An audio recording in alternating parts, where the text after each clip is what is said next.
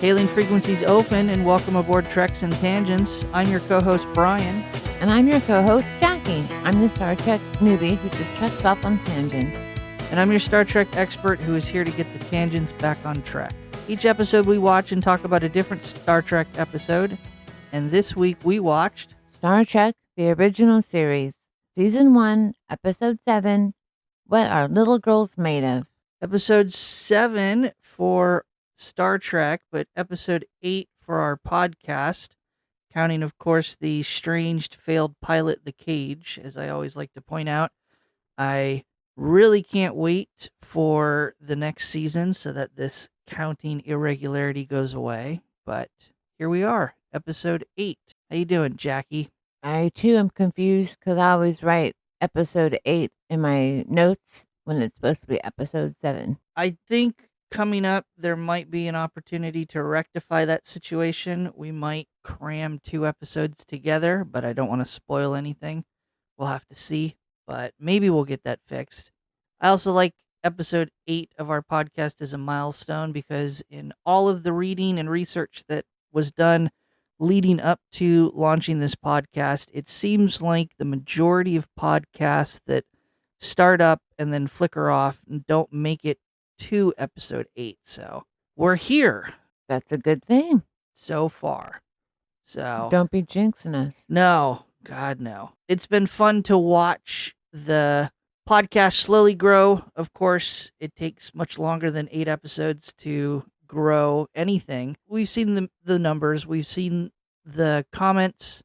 We've seen the support on Patreon. So, again, just wanted to take an opportunity to thank all of the listeners, whether you support us directly on Patreon, whether you comment, whether you rate and review, or whether you're just a background listener. We appreciate you being here for the journey, and hopefully we continue to provide some form of entertainment to you. And don't forget to share our podcast so your friends can like it too. Yes, the biggest thing that you could do besides subscribing on Patreon, besides liking or reviewing the podcast on whatever platform you consume it on, sharing it with a friend, telling someone about it, referring someone to our podcast, whether they like Star Trek, whether they like sci-fi, whether they just like hearing a couple of people argue about science fiction, please send them our way. We have to revisit our Turbolift tease from last week. We don't have to do that. No, it's tradition. We have to do that, Jaci. Last week, we gave Jaci the title of this week's episode, and without any other information or without any other prompting, Jaci failed. Tried to guess the plot, I think is what happened. Anyway, I have it here in front of me. Jaci started by saying that she thought the episode would be about everything nice, but, I'm sorry, what was the title again? It was rough. It's a rough title out of context. So we gave her the title again, and then Jaci again said, quote, "Why would they name it this?" Especially after the episode before, which was Mud's Women. I'm just going to go out on a limb and say sugar plum and cinnamon because I don't want to get us canceled. So you were answering the literal question of what are little girls made of and not what the plot was. We had a back and forth conversation, and then you asked for a hint. And the hint was the episode plot is centered around a relationship with Nurse Chapel. And then you exclaimed that you didn't even know who Nurse Chapel was. But then I reminded you who she was, and you said, your final guess. Well, obviously we're going to learn more about Nurse Chapel. And we do. So, Jaci, how accurate do you think your prediction was this week? I still failed, but we learned a little bit, but I failed. It's an interesting title for sure compared to some of the past episodes. It's the wrong title. It's so stupid. It really doesn't have any sort of tie-in that I can name so much. I think it's just weird. It's definitely someone's trying to tie in this idea of the androids and the artificial life, but they really don't ever address it in the episode. So I don't know that this would have been one that you could have guessed. Well, I mean, if they're going to hint towards that nursery rhyme, they could have included little boys. What are they made of? Because we take a peek at both genders. Well, hold that thought, Jaci, for a later episode. Uh-oh. But what did you think of the episode? What are your initial impressions? I hated it. Why did you hate it? Because instead of being creative with their misogyny like last time, that was blatant this time. And we were like running around in circles and never really got an answer until the very end. And then, on to the next planet. I didn't like it. What examples of misogyny existed in this episode? Because I'm going to tell you, I like this episode. Of course you would. Yeah. Well, I mean, literally, hello, pretty lady, kiss that man. Okay. Like, no, I'm over that. That's not cool. But I see good merit, but I just don't like, I don't know. It wasn't exciting and intriguing like all the others. Okay.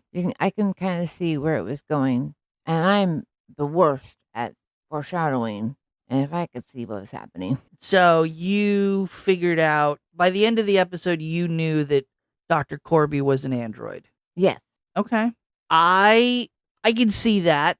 I think but at the same time, I think that that's a normal progression for a Star Trek episode's plot is to not leave the viewer completely in the dark. I think Star Trek is built around the idea of getting the viewer to the final answer before the characters. I think that's how the show is set up partially. I really like this episode in that, one, I'll just point out, fantastic set design. We have the very elaborate cave system, sets and dressing. It is not an episode that takes place all on the Enterprise using 2 or 3 different sets. There's multiple scenes in those cave systems, and I am sure that it is just 1 or 2 sets being redressed and fancy camera angles, but they did a fantastic job with that. But I also really enjoy the plot. This is just a fun sci-fi adventure. I get your point to the character of Andrea being another female character that doesn't serve initially any other purpose than being something to look at and an object of sexual desire. and don't forget the girl fight over the one man. And there is the fact that there is the quote unquote girl fight over the one man. I don't know. I certainly think that it is not as egregious of an episode as some of the ones we've seen in the past. I can understand that. Then tell me why, if it's supposed to be a planet that's 100 degrees below zero, that only one character is wearing warm clothes and poor Nurse Chapel is wearing nothing and Andrea only has on like overalls. Yeah, well, because they're underground is the reason why they can survive. They say that in the episode that the inhabitants of the Correct. planet go underground when the sun starts to die, and that's how they were able to continue to exist for many, many centuries. True, but still, Kirk, because eventually it's only just Kirk and our girl, Nurse Chapel, who beam down to this freezing planet, but no coat in sight. No, because they're beaming down into an underground location. When they beam down, They beam down though above, like on the planet. They have to like find the entrance. they beam into an entryway that leads to the cavernous systems. Oh, But if you look closely, there is what you can see behind them is the frozen exterior of the planet, the surface of the planet, but there's a window there.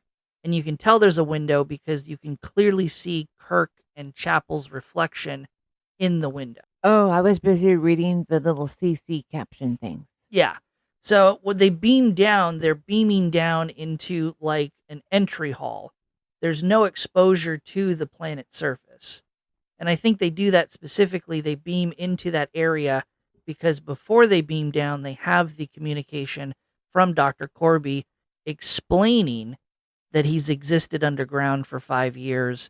I assume that he would have sent up transporter coordinates to send them to that entryway because he's supposed to meet them there, True. according to him. So that's why they don't beam down with a coat. They're beaming down into the same environment that he's lived in for 5 years. It's just weird. Such is the nature of Star Trek. Weird. Well, still, Andrea's half naked also, and everybody else has long sleeve uniforms. See? Grr. Also, normal trope of Star Trek. If you like this episode and you like her costume, I've got an episode of The Next Generation we'll eventually get to where they beam down to a planet and everyone's wearing white. And I'll just leave it at that. Star Trek fans know exactly which episode it is when Wesley gets in trouble for that. So, over my head. We'll get there. But enough of our initial impressions. Jaci, why don't you walk us through the plot of the episode? We start on our Enterprise, and they're just like not driving, they're flying around, but they're going to try to rescue Nurse Chapel's fiance, love of her life, Dr. Corby, who is also this fantastic, they call him the Pasteur of like archaeology or whatever. We all know about Pasteur, right? He actually, pasteurized milk. Now it's safe. Don't get me started on the whole unpasteurized. Yeah, we don't want to go there. I was able to understand that aspect. So this guy is supposed to be fantastic and amazing, which is why Nurse Chap Christine, like she goes back and forth from all of her names, wants to make sure first of all, she knows he's alive. Like he is a man that knows what he's doing. She has ultimate faith. And then Kirk has to remind her, we've tried twice and nothing. But the faith she has in him is kind of like a fairy tale. Yeah. And that's the whole point of the Enterprise's mission is this is the third attempt by Starfleet to figure out what happened to Dr. Corby. Don't really get into why the first two expeditions failed. I don't believe. Well, they hint that he's underground, and that's why they couldn't find him. Yeah, so I guess the other two times, the other two ships showed up, weren't able to reach him, and then took off. Because they didn't bring their coat either, and they'd be freezing. Yeah, because they didn't bring their coat. They didn't want to beam down to the freezing planet. We've seen enough times where cold temperatures and Starfleet officers don't mix. But we do this time, this expedition, third time's the charm, get a communication or hailing message from Dr. Corby from underneath the planet in that cave system up to the Enterprise. So that they do get confirmation and that Nurse Chapel's instincts were correct, that Dr. Corby is still alive. Or is he? Oh. But and then weirdly, before the credits start to roll, they all like White Christmas-esque get all together and are just like smiling this weird happiness. And the two in the background, one I thought was wearing a robe, but thankfully I watched it again because, I watched it multiple times. He just happens to have a very loose pajama-like uniform. So he was not wearing a robe on the deck. Yeah, it was very reminiscent to maybe what, if you go all the way back to the original pilot with the doctor in Pike's quarters giving him the martini, he wasn't really wearing a uniform either. He was just wearing a blue bathrobe. Yeah. Which in the pilot episode, in Pike's quarters, that was kind of explained away because the doctor was off duty. He had been woken up. He wasn't coming from the sick bay.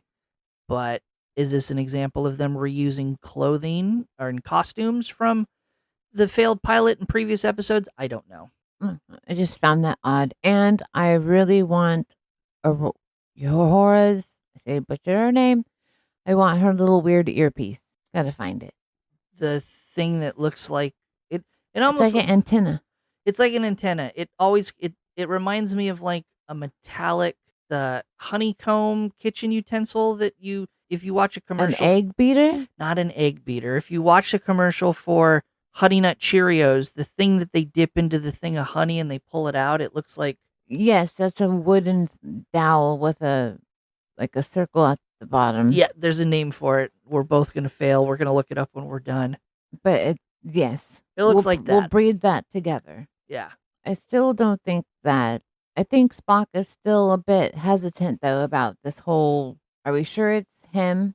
And then Christine's like, "Have you ever been in love, Mr. Spock?" And then I can imagine her nowadays just be like doing the 3 snaps and go, "Uh-huh." And then the opening credits start. Yes. And then surprisingly enough, after the credits, we only have one captain's log when Kirk basically repeats everything we already just said. But he is excited to know that he's alive at least. So once they're in contact with Dr. Corby, because Kirk's like, "We'll be right there. We're bringing a party. We're gonna get you up here. Just tell me what we need. Let's get you out of there. I'm sure you miss your loved ones. Blah blah blah." And the doctor is kind of sheepishly, "Do you mind if you just come alone really quick? I have a predicament." And Kirk agrees that yes, that's a weird question, but sure. And too bad, I'm bringing someone else. And then Christine pops up and goes, "Hi, Roger." And he's like, "Christine?" And so, yes, the both of us will be beaming down so we can reunite. And then the doctor has to take it or else he's not going to get what he wants. And then it's like super quick beam room Beam room. Yep. Yep. We're in the beam room. Yep. 8 episodes in, folks. We're calling it the beam room. And then that's when they arrive on the freezing planet that they should have had a coat, but they're at the entrance. The part that you can see the window and their reflection in. And I think I forgot to say that we're on planet Exo 3. The names they come up with, is crazy.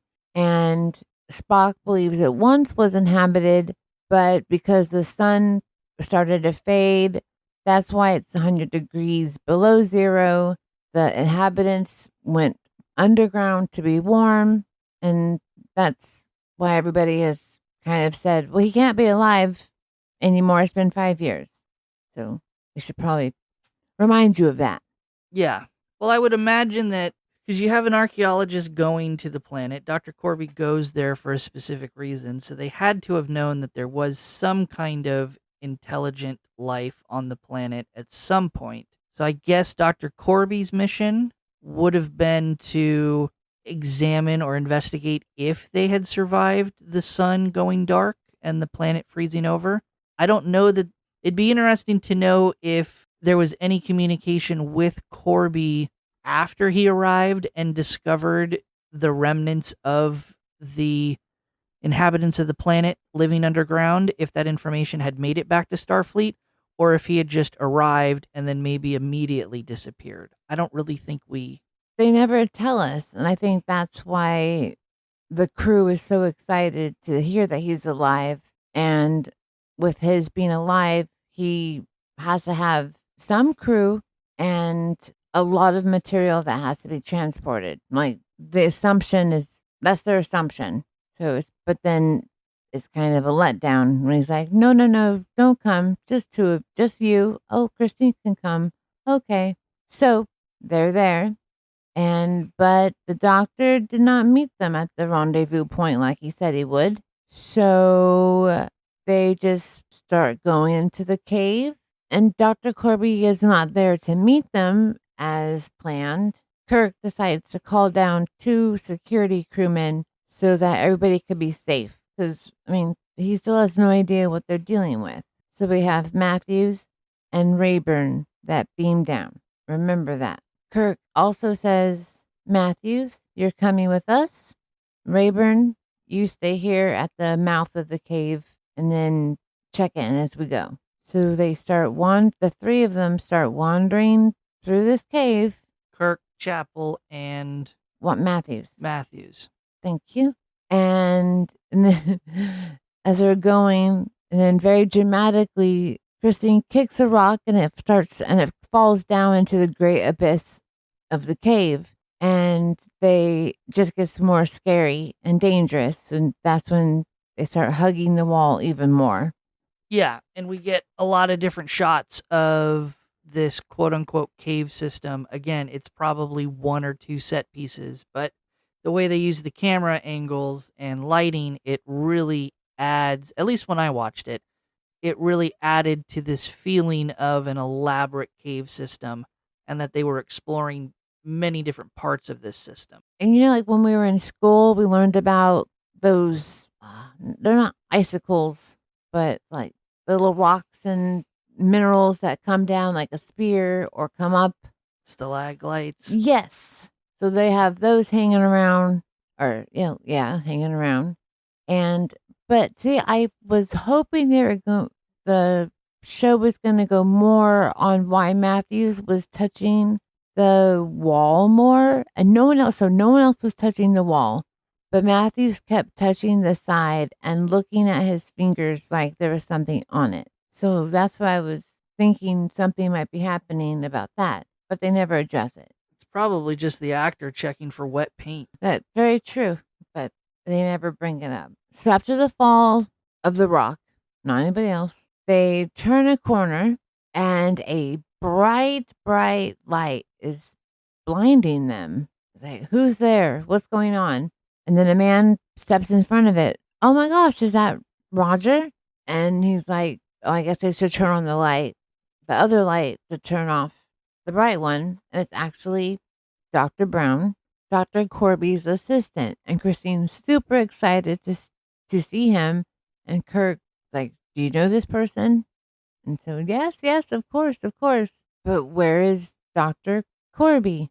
And then Brown's like, oh, don't worry. He's been detained, but I'll take you to him. He's very creepy. He's being super vague and not being, even though Nurse Chapel seems to recognize him and doesn't say anything in the moment, she also seems to non-verbally with her body language express some unease in the way Dr. Brown is acting. Something's off. Because it's like he doesn't really recognize her. Right. Like he knows, well, that's Christine, but that's it. So, okay, we'll follow you. So they're off they go, and then a scream. Poor Matthews has fallen down the cliff. Into a bottomless pit like the rock. Yes. So he is gone. And then while they're discussing that, we flash over to where Matthews fell, and this creature who is dressed warmly in white and grays, and he just like scurries away. And this is where I bring up my SG connection, because I want to say that this character whose name is Rook, he has to be the bad guy from SG1. Like, they have the same head. Apophis? Yeah. It might be, I'm probably totally wrong, but even underneath all that makeup, they look a lot alike. So, Stargate SG1 Season 1 that we use some of the episodes for as test episodes, which you can listen to on our Patreon if you're a crew member, patreon.com/trucksandtangents. Stargate was filmed in what? The late 90s, early aughts? This episode was filmed in 1966. Oh, so it's his little brother. Yeah, I don't think it's the same person. I don't think 30 years later. I have a fun fact about the actor who plays him and how it all ties in, but we'll get to that at the end. But okay, so you think they look very similar? Yes. Okay, well, I think you're alone in that opinion, but we'll let you have it. And then Kirk continues to question Christine about their relationship, because I think Kirk is still feeling off. And this is where Kirk calls back to the remaining crew member at the beam down site. We'll use Jaci's term for the transporter. I like it. And reports to that crew member that Matthews is dead and that Rayburn should continue to remain posted at the entrance at the beam down site. Rayburn acknowledges that that's what he'll do. Kirk also tells Rayburn to reach back up to Spock on the Enterprise to relay the same update and to start making preparations in case they're needed. Kirk also assumes that Rayburn gets to perform this action, but he never does. because as soon as Rayburn cuts communication, he again is a victim of Ruck. Ruck arrives and ambushes Rayburn. We're rounding the bend into a nice furnished room, and Brown is just explaining how about the culture of the planet XO3, how the light it was just everything was turning dark because the sun was going dark.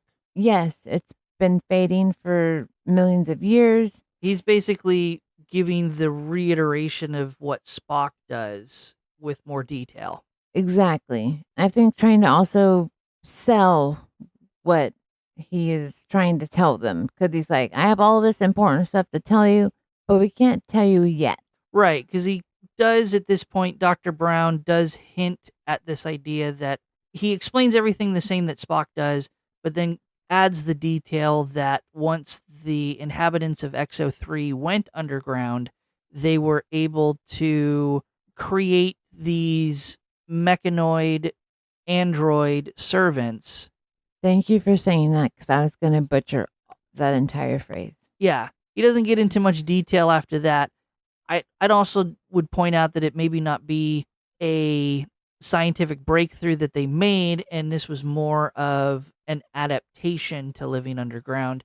They created these androids not as an advancement of science and research and technology, but more out of necessity to adapt to their life underground. But then the group enters a living quarters area, escorted still by Dr. Brown. And once they're in the room, we see a beautiful woman walk in, and she has on the same uniform as everybody else. And it reminds me of Oompa Loompas. Reminded me of Oshkosh Bagosh, because everyone else is wearing like this one-piece jumpsuit that, like you mentioned earlier, has long sleeves, high necks. She is wearing basically space overalls, for lack of a better term. Without undergarments. Yeah, this is the same thing like when you were a kid and you would just throw on your overalls and didn't put on an undershirt. That's what she's wearing. And Andrea, who Christine has never met, knows exactly who Christine is. She knows exactly who Kirk is. She knows everything. And she just is so thankful. She tells Kirk, thank you for bringing Roger's fiance to him. Like, she never calls him doctor. It's always Roger. And you can see how Christine has like a little jab at her every time she says it. And then finally, Dr. Corby arrives, and he and Christine are reunited. And then they have what I call a John Wayne kiss. It's just smushing their faces together. Yes. No intimacy coordinator on the set of this episode. So while that's happening, Kirk's like, oh, shoot, my hour's been up. I need to contact my security guy at the other end to make sure everything's okay. And Rayburn never replies. He's like, hello, nothing. And then that's when Dr. Corby's like, you just stop. You need to know what's happening. Like, that you can't do that right now. Yeah, there's a lot of stuff going on. Dr. Corby continues his insistence that there be no communication with the outside world, echoing his initial request that Kirk beam down alone with Nurse Chapel, and he doesn't want Kirk to give any information or communicate with the Enterprise. He doesn't want crew members from the Enterprise coming down quite yet. He even pulls the little phaser gun on him. Dr. Brown pulls the phaser gun out when the argument between Dr. Corby and Kirk escalates. Dr. Brown pulls it out in a very reactionary, protective manner. Dr. Brown and Kirk are fighting for the phaser, and in that struggle, Brown is shot. And this is when that large dude named Ruck that we talked about earlier pops in and just easily puts Kirk up against the wall. And as that's happening, her poor Nurse Chapel is screaming because Brown is on the floor with a giant hole in his stomach and what looks like a computer circuit board going off. So weird. Yeah, it's revealed at this point that Dr. Brown is not human. He's an android. And then we're back on the Enterprise because the audience needs to gather their thoughts because a lot just happened. Well, this is also, we get a commercial break in reality. Oh, that makes sense too. Yes, we are watching this on Paramount where we have the ad-free version, so we don't have to watch commercials. In 1966, they didn't have that option, so It was Meow Mix commercial. we do, yep. So we do get a commercial break between the two acts. So on the Enterprise, Spock is just waiting there, waiting for the connection from Kirk saying everything's okay. Surprisingly, Kirk connects and is like, we're all great. No worries. Just, prepare for us. And then Spock's like, are you okay? You sound kind of tired. But he doesn't know that Ruck on the planet has a little communicator device and is impersonating Captain Kirk. Impersonating him perfectly. Yes, like every nuance in his voice. And I have no idea how he can presume, wow, you must be tired. But then again, Spock is pretty amazing and smart. So Ruck is like, nope, we're fine.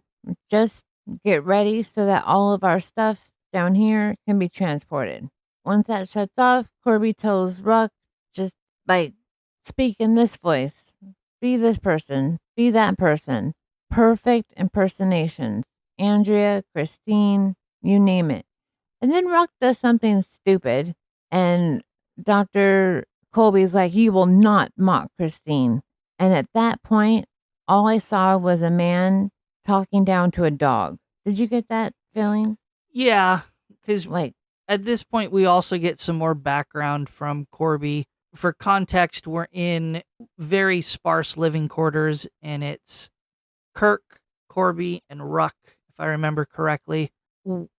Corby shares with Kirk that when he arrived into this cave system, Corby found Ruck. Ruck is the last remaining android automaton that has survived this previous civilization that used to live on the planet. And Ruck had been tending the machinery, keeping all the lights on, doing all the regular maintenance, and had been doing it for centuries, eons. Not even Ruck, with his android computer brain, can say how many years had passed since he'd been the sole survivor and caretaker of these machines that have been left behind. This is also the part where Kirk directly asks Corby where the rest of the crew is. Is Nurse Chapel okay? Are my two security officers okay? Corby says that Nurse Chapel is fine, but confesses to Kirk that now the other security officer, Rayburn, is dead. And in fact, it was not an accident. Ruck had killed both of them because Ruck was acting on programming to protect Corby and Corby's research. And he viewed those two officers as a threat, but it was not a direct order by Corby to kill them. which is also foreshadowing because that shows that he can think for himself. It's not all programming. True. Very, very true.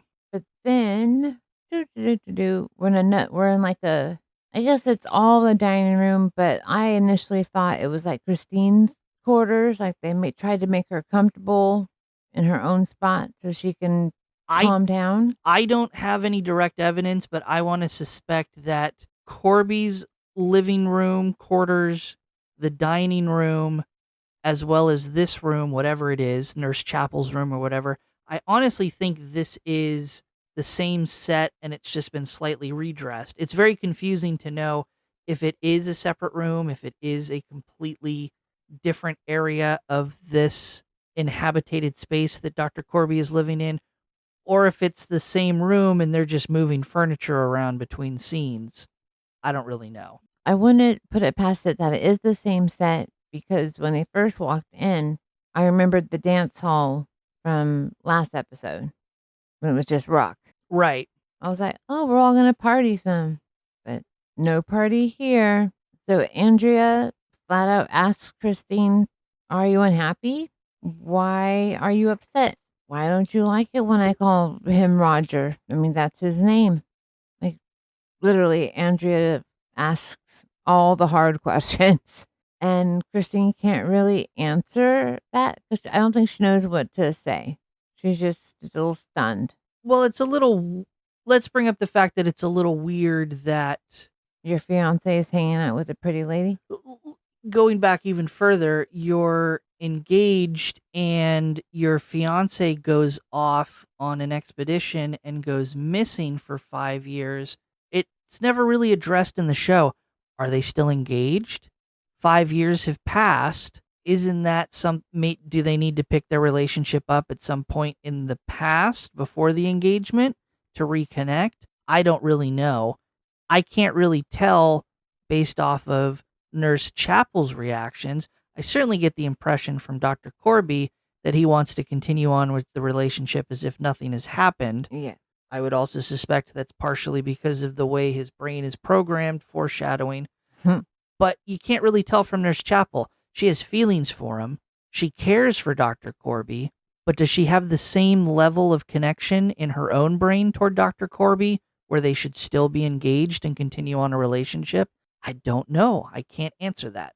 It's not really addressed. So now I think I'm with you that they're all in the same room, just like a studio apartment, because Kirk and Corby arrive, and that's where Corby shows off Andrea as being so lifelike. She even has a pulse. Again, very creepy. The different skin tone of her face, the warmth of her body, and they even hint that she can do everything but that. Not really fun. Yeah. To think about poor Christine. But this whole time, all of these demonstrations, underlying point to them is Dr. Corby is trying to convince Kirk that all of this work, all of this research is, one, vitally important, and two, has to remain a secret from everyone who doesn't agree with point number one, that it's vitally important. This whole time, Dr. Corby's whole purpose is to convince Kirk that Dr. Corby's research must continue and it must be able to be allowed to continue in secrecy. Exactly. And it's mechanical. They don't have logic, no emotion, nothing. I mean, he gives them orders, Andrea does what is told, and next task. But then Kirk comes back with, then why are two of my men dead? He did that on his own. You didn't say that. Right.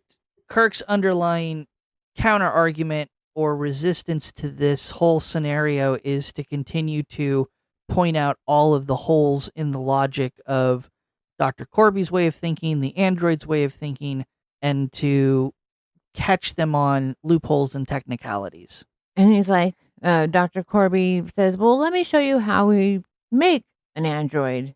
And we flash into a laboratory and what looks like a merry-go-round, but we have this giant pillow-like man, like it just looks like a pillow on one side, and I really don't know how they got Captain Kirk to lie on the other side voluntarily. Yeah, there's no real explanation to that. I'm glad you pointed that out because we do have a very hard cut between everyone talking in this dining room, living quarter space, hard cut to the laboratory.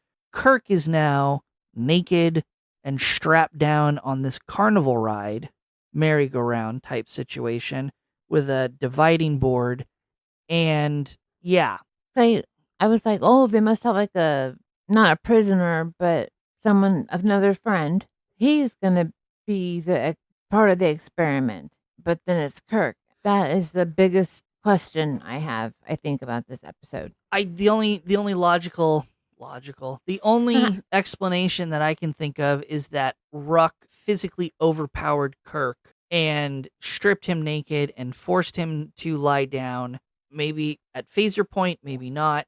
I don't think Kirk would voluntarily participate in this experiment, but... So, Dr. Corby tells Andrea to start the machine, and it literally starts going in a circle.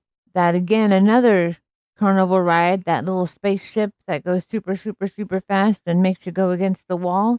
Called the Gravitron. Thank you. It's reminded me of that. A merry-go-round Gravitron. Yeah, and this is a good several minute scene where we watch this thing spin up. We watch a very, very cool for the time special effect camera trick where all of a sudden the human pillow, as Jaci has dubbed it, disappears, and we now see that there is we can tell it's Kirk even when it's spinning at full force, but it slows down, and we get this dramatic reveal to Chapel, because there's a divider. Kirk can't quite see it, but he knows what's going on as well somehow, that the pillow has turned into an android, is now Kirk. So while we have two physical Kirks identical, Dr. Corby then explains, well, we also need to now make identical brains, memories, thoughts, the voice, all of that has to be the same. We have to imprint the mental onto the physical. Thank you. And that is Rock's job, I guess.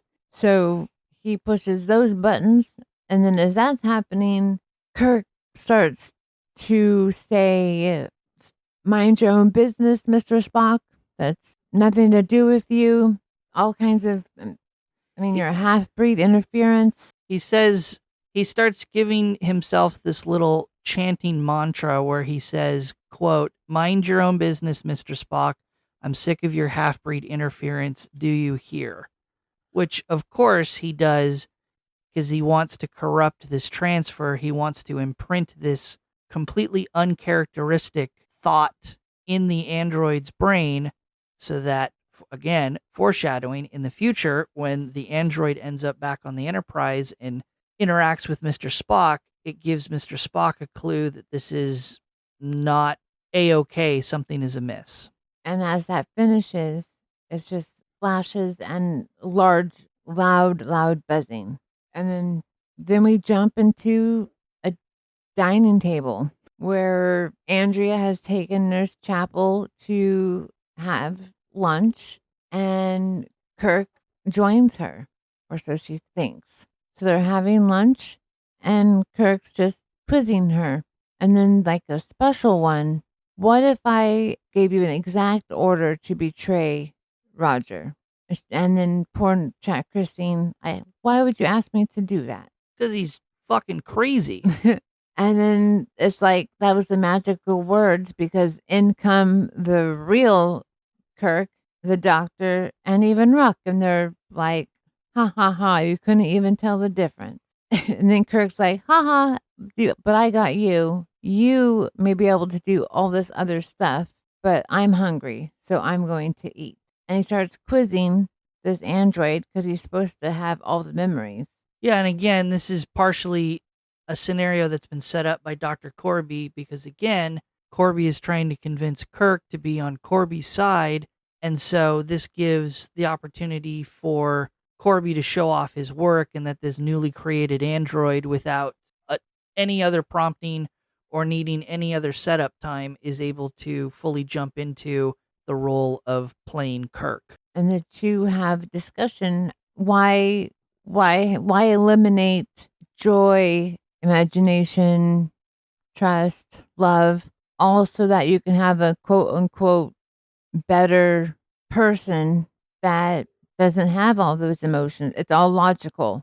Like, it's just like the other side of the coin, devil's advocate. So Android Kirk decides that he's going to go back to the Enterprise because, he's got the whole uniform on. So how will they not believe him? I'll clarify, Kirk Android doesn't decide himself. That's true. That's true. Dr. Corby orders Android Kirk to go to the Enterprise to get information on where the Enterprise is going, what their itinerary is. Pulling back the curtains, Dr. Corby is looking for some kind of colony that he can use the Enterprise to transport himself and his machinery to this other colony so he can continue his research and it has to be the right size colony. It has to have people, but not too many people, because he's going to start replacing people with their android counterparts. Again, this is all Dr. Corby's plan. And as he's telling the plan, Kirk is just, the real Kirk, just kind of appeasing him as he's fiddling around with this rope that happens to be on his chair leg. And then when it is free, he jumps up and wraps it around Corby's neck and is like, "You let us free. We're going home. This is wrong." And uses him as a human, again, another shield, so that Ruck can't do anything about it. And Kirk runs away trying to go back the way he came. But remember, Ruck also has to follow commands, and Dr. Corby tells him, protect. So, go kill him. But then we seem to have forgotten that he was also told that he has to follow orders from Christine. So off Ruck goes, and Christine is following as she's running. She's like, "Don't hurt him. You have to obey me too. Don't do anything bad." It's kind of funny, but kind of sad at the same time. And then of course, Kirk, while hiding, he finds one of those little stagnates that we were talking about earlier. So he's grabbing it, and then it made a sound because Ruck is hunting him. Ruck then uses his little voice changer capability, pretending to be Christine. "I'll help you. I'll save you. Where are you? Just tell me where you are." I'm pretty sure Kirk knows that it's not Christine. 100% Kirk knows it's not Christine. Kirk's not that dumb. And so I think that's why he made that noise anyways, like just to cover everything up. And he gets Ruck to get over to him, tries to hit him with that ice whip. What's it called? Stalactite. Thank you. That's not how you pronounce it. And it didn't work very well. What it looks like that popcorn, that ceiling popcorn. Yeah. Yeah, it reminded me of that. It's probably made out of pure asbestos, to be honest. And it didn't make a dent in our Ruck man. And Kirk is hanging on for dear life on the side of the cliff.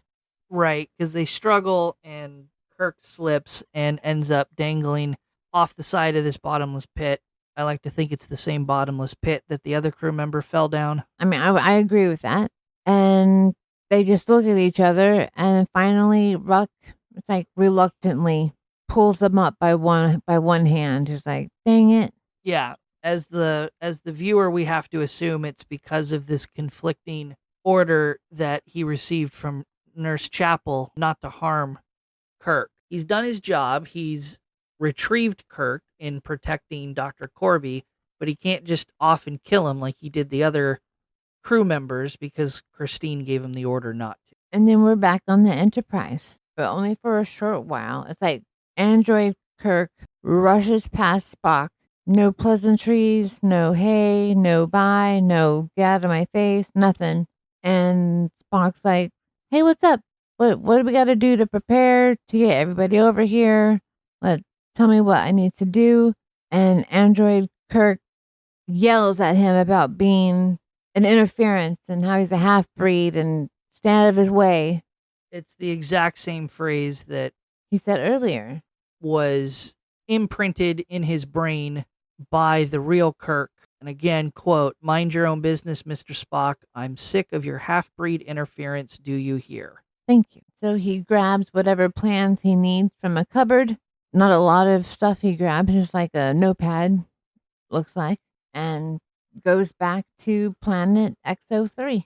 But of course, Spock's suspicions are raised, and after Kirk leaves, he starts to form a security team to go after Kirk because, again, he realizes something is wrong. And can I just say, I appreciated this scene in the episode only because it was so short, it was so concise, it did not ramble on. This easily could have been a plot point that was stretched out for an entire act. This could have easily been 10, 15 minutes of filler moments of Android Kirk interacting with different members of the crew and raising all of their suspicions before we get back to the main part of the episode. But the writers chose not to do that. It was a quick 3-minute, 5-minute scene. It accomplished what it needed to, and we get back to the action down on the planet. I just absolutely appreciated that of the episode. I agree with you. It was just perfect. And it's like once Kirk leaves, everyone gets together because then we're gonna go help something stinky here, and we're gonna go down and figure it out. Yep. Exact quote of the Vulcan science officer. Something is stinky here. So back on the planet, our doctor and android Kirk are kind of talking pleasantries about the Enterprise, how nice it was to be on there, as they have whatever items Kirk grabbed from the other Kirk's quarters.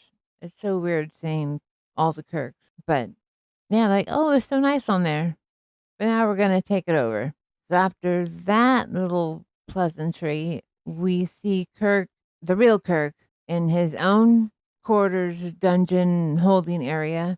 And Andrea walks in and Kirk's like, kiss me. So she kisses him. And then she prepares to strike him because that's what the doctor had told her to do earlier. The pattern. Like a dog. I'm sorry. They know patterns. And Kirk stops her and then starts to kiss her again. And oh my gosh, he's like really grabbing her arm because when he removes his hand, you can see the red marks from his fingers. Yeah. Woo. So they hopefully all is okay. And I mean, he just starts kissing her. And then she's like, no, I'm not programmed for you. She's confused. She doesn't know what to do.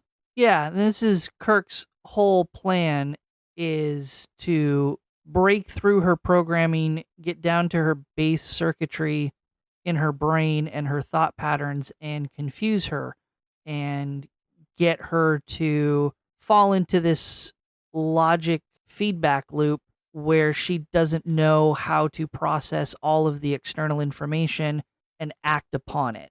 So he's getting her to, I guess, romantically fall for him, or at the very least try to get her to be confused as to, I'm supposed to be polite to you, but I was never ordered to become romantically involved with you. It does eventually work. Yeah, because I mean, he's like petting her hair and making her look at herself in the mirror as she's trying to get out of there. I mean, it is kind of harassment too. Very creepy of real Kirk. Is it? She's an android. Well, I'll be that guy. I'll be the guy to point out that she's not human. I know, but she said no. So, and she's a lady form. I also don't know where Andrea comes from. I have no idea. Was she? I can't remember if it was mentioned if the human Andrea was originally part of Dr. Corby's expedition. I don't think they mentioned that. So Dr. Corby just made her without any reference. But he doesn't have a female form to copy in the human pillow. That's what I'm saying, is how did he make her without a human her? Mad scientist. Yeah. Fucking sci-fi magic. And then probably to Andrea's android thankfulness, Ruck walks in and Andrea leaves. Yes. Important to point out. And then Kirk is just going all over like, is that emotion I see? Do you disapprove of me touching, your friend, your pal? Like he's like poking at her. Your master's property. There you go. And then after he gets there, then he's like, well, tell me about these old ones. I mean, really think back. Why are there no more? Why are you the only one here? Thousands and thousands of years ago, but no one else? Like, what's up? And then Ruck goes on to explain that the androids were smarter, more capable. The humans were afraid of what they could do, and they were starting to, shut the androids down. And the androids did not want that to happen, so they shut the humans down. Yikes. And so that's why he's all by himself. Well, yeah. Interesting point. You are correct. Yeah. The androids realized that their creators were shutting them down because they feared them. And so the androids rebelled and rose up and killed all of their creators, leaving them behind. Doesn't explain why Ruck is by himself. This was not a battle to the last man and Ruck was the only survivor. It didn't sound like. It sounded like there were many more. Does Ruck not have the capabilities to repair the androids and he's just the last one not to break down? Again, Oh, good one. doesn't get into it, but Kirk uses this history provided by Ruck to have Ruck mentally turn against Dr. Corby because, I mean, he says this is exactly what Corby's doing. yeah, drawing parallels between Dr. Corby and the old ones. It's almost like a therapy session where Kirk is making Ruck regress back through his memories to remember what happened to the old ones and that they were killed by Ruck and Ruck's people. But in any case, Kirk again is successful in breaking down the programming and getting Ruck to turn against Dr. Corby by appealing to Ruck's sense of survivability and survival instinct and saying, you need to get rid of Dr. Corby because he's eventually going to do what the old ones did. He's going to try to turn you off. So Dr. Corby and Christine enter the room where Ruck and Kirk already are. Dr. Corby figures out that he cannot control Ruck anymore and decides to get rid of him and shoots him. Yeah, he doesn't really have a choice. Yeah. And then we have a hard cut into the hallway, and our dear Andrea is still super confused on what's happening. And, well, she doesn't know, but Android Kirk is walking in the hallway, and she's like, kiss me. And he's like, that is illogical. And she shoots him. Yeah. It was like weird. Well, because again, Kirk has confused her with his actions. The real Kirk has confused her with the kissing and the compliments. And so he's planted this confusing information in her brain. So when she sees him, she assumes that it's the real Kirk and not the android Kirk. So she tries to continue that line of logic and thought and continue their kissing. And when the android Kirk rejects her, that I think is when her initial programming kicks in. Protect Dr. Corby. And so by protecting Dr. Corby, she has to eliminate Kirk. Again, if this is the real Kirk, which it's not, he's out of his confinement. He's wandering the hallways doing who knows what to undermine Dr. Corby and his research. So she does the only thing that she can think of based on her programming and orders. Protect Corby, kill Kirk. And she ends up killing the android Kirk by mistake. We're back at Kirk and Corby, and they get into a tussle. And from a doorway, part of Corby's hand is scraped, and instead of blood, we see like that circuitry that was on Brown. And then now he has to start, pleading for his life on how much better it is that we can all be better people if we're androids, and it's no big deal. All good. This is fixable. And Christine is just gutted. She doesn't know really what to do. Well, and then Kirk employs the same tactics that he's used on every other android in this episode by overriding logic and exploiting the shortcomings in the way that the androids think. Dr. Corby's argument is he's still human. That's what he continues to protest. That's what he continues to say to everyone. And Kirk points out that his actions and his thoughts and what he's saying lack all human qualities and emotions, and it's all just programming logic. Somewhere in the middle of all of this, Andrea comes back into the room, reveals that to everyone that she's accidentally killed the android Kirk. So things are breaking down pretty quickly for Corby here. His whole plan and empire is quickly crumbling. But he's still on that soul train, that his soul is in there. All is well. And then it's a very quick ending to or resolution to this whole thing. Kirk ends up disarming Corby with just his logic and thoughts and speech. So it's a non-violent removal of the phaser. But Andrea doesn't want to give up her phaser. She again is still super confused, is still super brainwashed by Kirk, for lack of a better phrasing. She's still stuck in this thought path and this thought loop of wanting to express affection and love and be romantic. So the news and revelation to her that she has accidentally killed the android Kirk and not the real Kirk short circuits her brain. She starts to profess her love to Dr. Corby. Dr. Corby, I think, has admitted defeat, that his whole experiment has failed. He is no longer human. He is just another android. And Dr. Corby, instead of disarming Andrea with the phaser, pushes the trigger on the phaser and vaporizes both of them in front of Kirk and Nurse Chapel. Then we have Spock and his team racing in to, save the day. They haven't heard from anybody.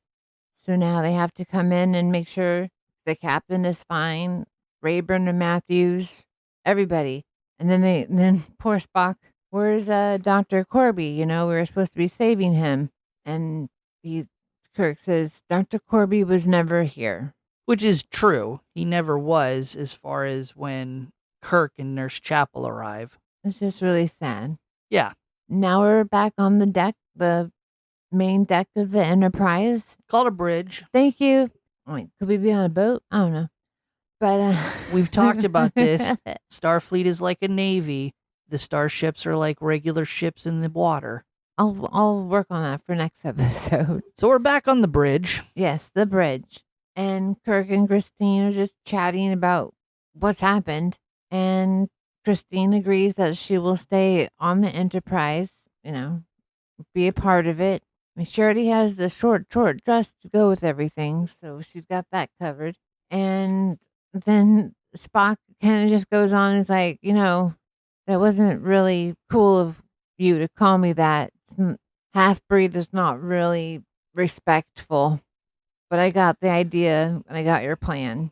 And they kind of share a smile and on to the next planet they go. And roll credits. So, Jaci, what did you think about Season 1, Episode 7, What Are Little Girls Made Of? What are your final thoughts? I think it has the stupidest title ever. Agreed. Very out of context title to the episode and the contents. I am sure there could be a huge number of other ways to try to... I get what you said in the beginning, that they're trying to convey this idea of tying it into the fact that these are artificial creations. I want to go out on a limb and say the little girl that is referenced in the title is Andrea, but I think they should have made her a more prominent figure in the episode, a more important character. I think almost even Ruck outshines her in importance to the plot of the episode. Oh, totally. She's like just a pretty face and body. Yep. And even in the description on the streaming service, it says something about finding the doctor and his women. It's kind of like a follow-up of Mud's women. It makes no sense. But at least in this episode, it doesn't appear that Dr. Corby... I don't think Dr. Corby had any real intention of having a romantic relationship with Andrea.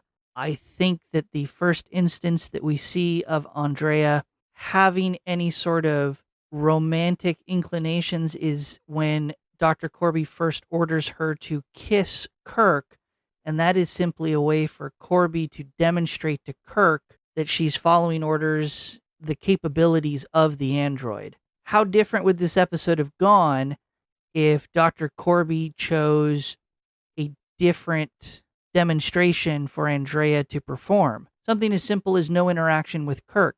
What if he just ordered her to do push-ups or jumping jacks or any other number of orders to demonstrate to Kirk what the capabilities of an android would be? Kirk wouldn't have had the ability to brainwash her and confuse her with further romantic advances. Oh, I can see your point. That makes a lot of sense. Yeah. So, anyway, I do, as always, have a few fun Tribble tidbits or fun facts about the episode. First airing October 20th, 1966. This is And I had to think back. I think it's true. This is the only original series episode to prominently feature Nurse Christine Chapel, played by, of course, Majel Barrett. She appears in other episodes, but this is the only episode that focuses on her character. So you mentioned that you thought the actor who played Ruck was the same as from Stargate SG-1. Maybe. I'll also confess that I had to go back and look. I thought that the actor who played Dr. Corby was a younger Henry Gibson, specifically from Henry Gibson's role in the Tom Hanks movie The Burbs, when he plays the evil doctor neighbor. Just for some reason, those first few scenes that we are introduced to Dr. Corby in person, his mannerisms were very much like that character from The Burbs, but that's just my own thing. Back to the tribble tidbits from my tangent. Ruck was played by a actor named Ted Cattedy, who also played Lurch in the original Addams Family TV show from 1964. Well, yeah, the guy's like 7'10". That was my next question. Like, is he really that tall? Yes, he is absolutely really that tall. So it's not that big of a shock that he played Lurch in the TV show. Fast forward, Majel Barrett would later go on to play the character Roxana Troy in Star Trek The Next Generation, who has a valet who is also an extremely tall individual, plays a very similar style as the character Ruck. The actor's name is Carl Strucken. That actor who played Roxana Troy's valet played Lurch in the Addams Family movie of 1991 and Addams Family Values of 1993. So they're all connected. So just fun little 6 degrees of separation, all tying in together. But yeah, if you need an actor who's like 7'10", I don't know how tall he is. He's very tall. That no was platform shoes for him. No, he is that tall. Jaci kept referring to it as the hangy things in the cave. Huh. The stalactite that Kirk pulls down to defend himself or to attack Ruck, if you look at it, it changes from what he pulls down to what he ends up holding. Rewind it, watch it. You'll thank me later.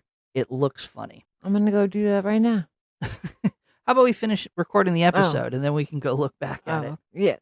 Okay. I will. I got excited. This is the first appearance of androids in Star Trek, of course. Kind of an interesting topic. It gets expanded upon greatly the more you look into it. Artificial life and artificial intelligence in Star Trek is a very broad subject and leads to some very interesting plot points. I briefly went back and tried to remind myself what the difference is between these androids and data and lore that we encounter in The Next Generation.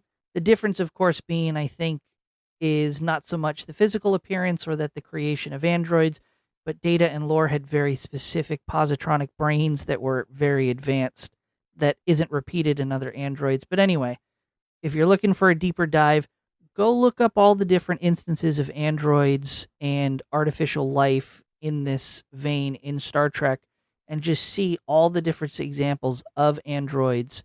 You might be surprised to see the full listing.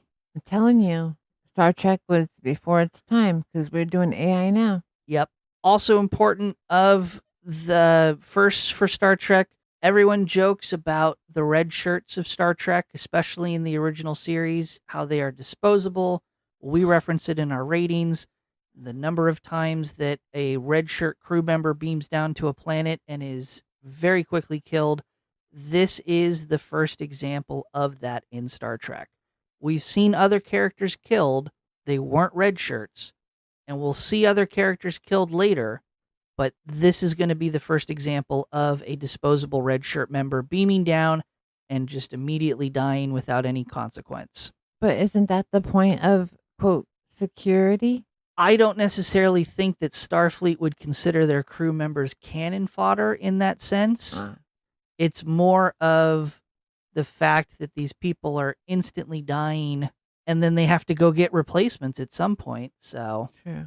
and the fact that no one else, at least for a long time, no one else is going to readily die off as quickly as members of the Enterprise as these disposable, unnamed red shirts, unnamed non-main characters.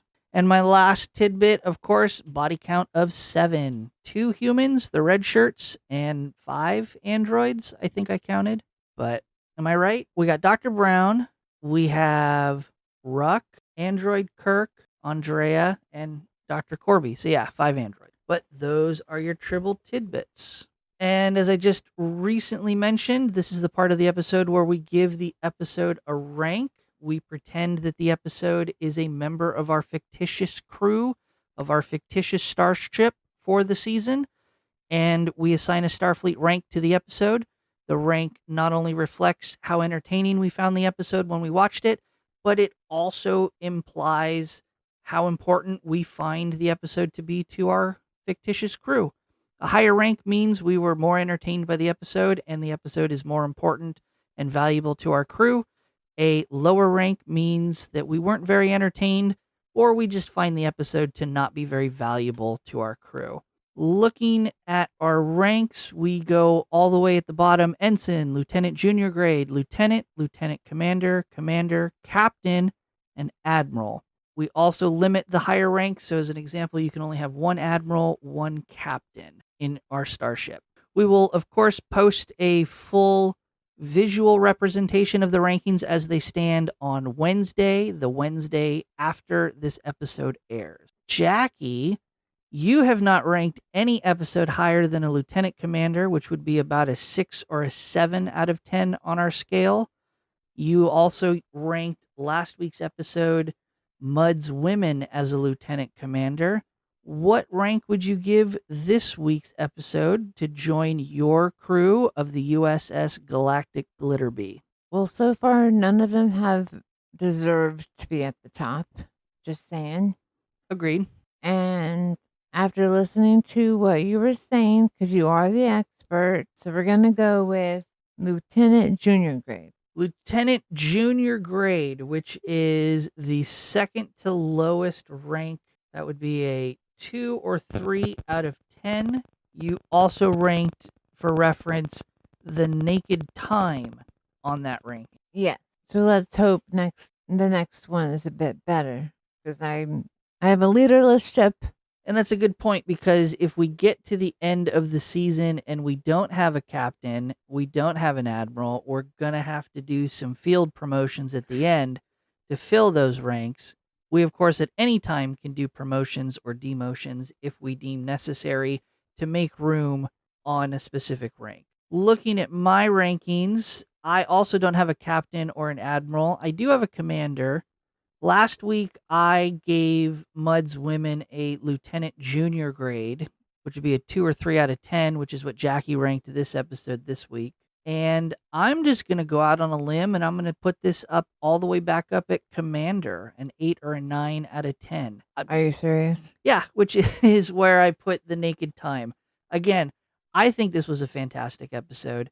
All right, do I need to take your temperature? Nope. I was briefly thinking about it for a moment, but no, we're gonna make this this episode a rank of commander. Again, first introduction to Star Trek for androids, the first introduction of the trope of red shirts being disposable, and it's just a fun episode. Again, I think it nails the pacing perfectly. I mentioned in the moment the brief time that we have the android Kirk go back to the ship and go back down to the planet was absolutely perfect, not drawn out, did exactly what it needed to do. And I think it's a fun episode. It's goofy, it's kind of silly, it's kind of campy, but it's got a lot going for it. At no point did I feel like the episode was being dragged out like so many other episodes. So, yeah, I'm going to give this a rank of commander. I can see your point. And just as a reference, as of this recording, IMDb ranks the episode as a 7.5 out of. Again, I lose. And we'll post a visual of our current rankings up to this episode on our Patreon on Wednesday, the Wednesday after this episode goes live, and that's at patreon.com/Treks and Tangent. We'll be back next week to trek through another episode, but before we go, we'll give our turbolift tease or elevator pitch to the next episode's plot. This is where I'll give Jaci the title of next week's episode, and Jaci, with no other information, having not seen the episode before, will give a brief pitch to the plot based on the title alone. Jaci, next week's episode is entitled Miri. Can you please spell that and use it in a sentence? That is Miri. And in a sentence, next week's episode is entitled Miri. This is not fair because I would think that Miri is a person's name, but from what I've learned, it's going to end up being a planet, some alien, a disease, or even a kind of money. It's going to be something weird. Yeah, I don't think you can hedge your bet like that and guess all of it. So let's narrow it down to one of those. Planet, person, disease, or currency. I'm going to say they're going to save something named Mary. All right. And tune in next week to find out how close Jaci was to the actual plot. If you want more show information, you can find and directly support our podcast at Patreon at patreon.com/Treks and Tangents. We have posted there all of the test episodes we recorded to kind of work out some of the bugs and kinks for these episodes. We used Stargate, SG-1, and Fringe as our background test episodes if you want to listen to those. We have more content planned for our Patreon members, and so hopefully we'll start rolling that out here soon and be able to focus some of our time on that. But we wanted to get some solid episodes out and start building a little bit of an audience before we get that fleshed out too much. Besides Patreon, you can also follow us on X at Treks_Tangents. We're also on Instagram and Blue Sky at Treks and Tangents. Jaci, where can people find you and what you are up to? I have a lot of stuff brewing. So mainly I'm on Instagram under Jaboom, and I have dog training on my music. I play so many instruments. I have clothing, makeup, and my newest endeavor, I'm making a whatnot store because I have a lot of stuff, and my stuff can be your new stuff. All right. Looking forward to seeing that go up. You can watch me, Brian, stream a variety of video games over at twitch.tv/PiratePoundTown. On YouTube, I post video games and other random content on my main channel at Pirate Poundtown. And my neglected second child of a YouTube channel, which has coin collecting and other random hobby content, can be found at Pirate Treasure Hunting on YouTube. I post socially on Blue Sky at Pirate Poundtown, and I can be found on Instagram under Pineapple Cannibal because I'm proudly banned as Pirate Poundtown from Instagram. Links to all social media mentioned can be found in the episode description. Thank you everyone for tuning into this episode. We hope you had fun like we did, and we will see you all next week.